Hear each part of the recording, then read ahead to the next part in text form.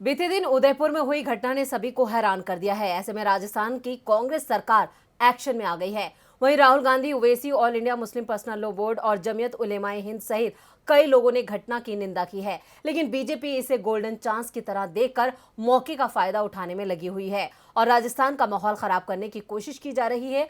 आखिर कैसे, आइए देखते हैं इस रिपोर्ट में। पैगंबर साहब पर नुपुर शर्मा के विवादित बयान ने पूरे देश में बवाल तो मचाया ही, साथ ही दुनिया भर में भारत को शर्मिंदा किया। नुपुर के बयान के विरोध में देश भर में विरोध प्रदर्शन हुए, लेकिन अब इस एक बयान के चलते किसी की जान तक चली गई। लेकिन अब इस पूरे मामले पर दुख जताकर लोगों से शांति रखने की अपील करने के बजाय बीजेपी माहौल बिगाड़ने की कोशिश कर रही है और मामले में राजनीति कर लोगों को भड़काने का काम कर रही है। बीजेपी नेताओं की तरफ से अब भड़काऊ बयान आने शुरू हो गए हैं। उदयपुर की घटना पर बीजेपी के वरिष्ठ नेता गुलाब चंद कटारिया ने कहा कि इस सरकार की सोच ही ऐसी है। हिंदुओं के त्योहार पर पूरे राजस्थान में धारा 144 लगा दी जाती है, फिर लोग उसको तोड़ेंगे, टकराव होगा और उसका परिणाम अच्छा नहीं होगा। वहीं दूसरी तरफ उदयपुर से बीजेपी सांसद अर्जुन लाल मीणा ने तो इस वारदात के बाद राजस्थान में भी योगी मॉडल की मांग कर डाली है। यानी बीजेपी को तो जैसे सुनहरा मौका मिल गया है कांग्रेस सरकार को घेरने का, और वो इस मामले पर जमकर राजनीति कर रही है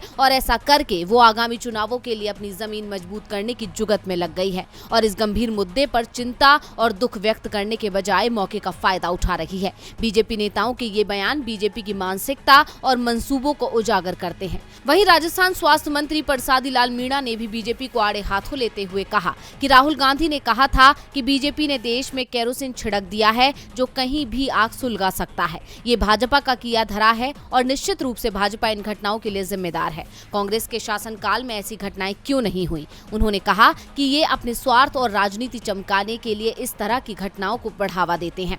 खैर, जहां एक तरफ कांग्रेस सरकार इस पूरे मामले में सख्ती से कार्यवाही करती नजर आ रही है, तो वहीं बीजेपी माहौल खराब करने में लगी हुई है। डीवी लाइव की रिपोर्ट।